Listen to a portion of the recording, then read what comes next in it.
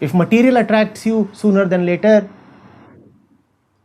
woman too would be a dominant factor in your life. And if you are chained to women, then sooner than later you will have to go after material also.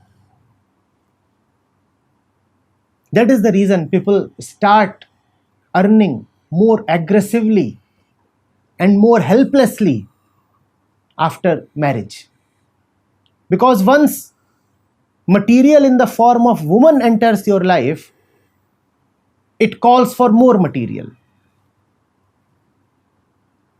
In either case, for you, the woman was just material that you were bringing home for consumption. Now that the tendency has started working, you will consume material in all ways, in the form of flesh and also in the form of other things. So don't you see what happens? The level of consumption that you will find in wedded people will be more than the consumption that you will find amongst those who are not. And also the patterns of consumption will be very different.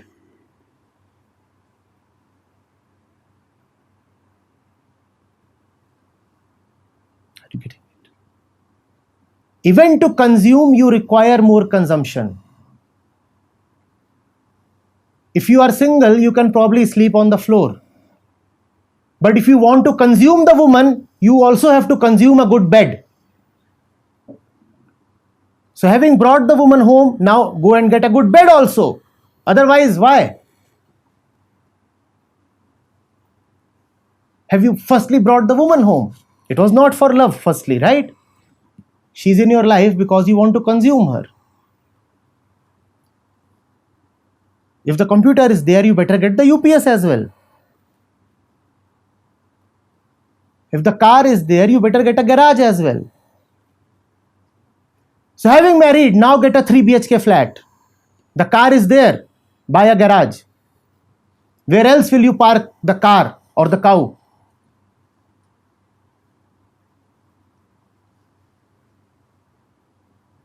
Ask yourself, would you be equally anxious to buy a flat if you didn't have that flesh in your life? Consumption promotes further consumption. So if you are already addicted to one form of consumption, know that many other forms of consumption are just waiting to leap into your life. You cannot avoid them.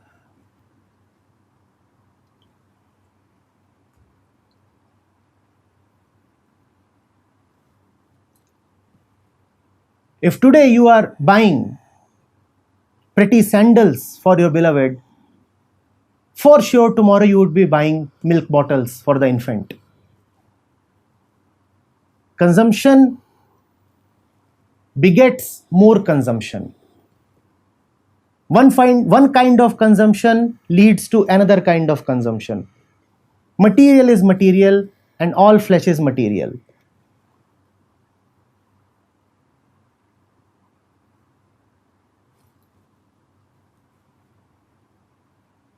If today you are spending on your wedding, tomorrow is it not certain that you would be spending on childbirth?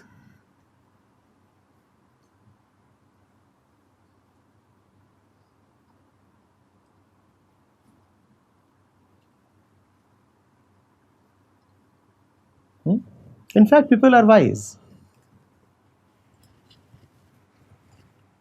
Once they have a man or woman in life, they actually know that many other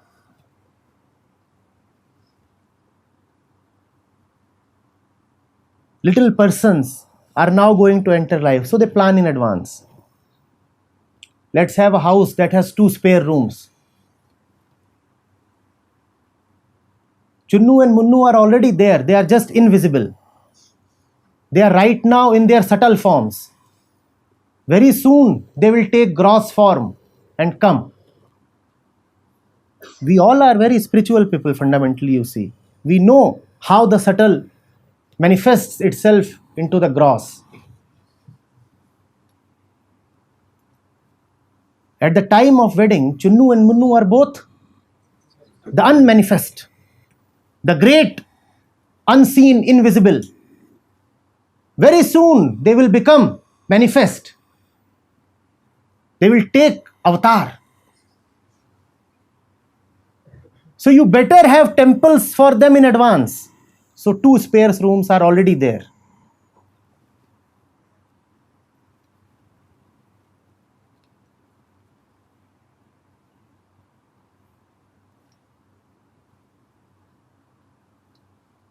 It is a net.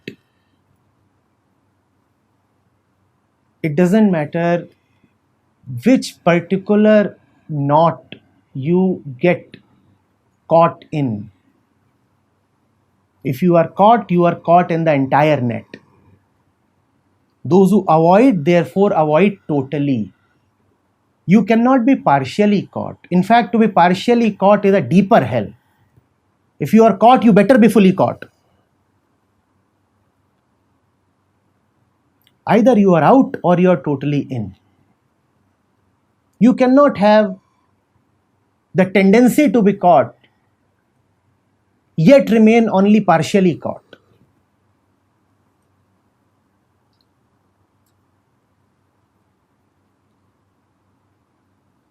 It will be a matter of time.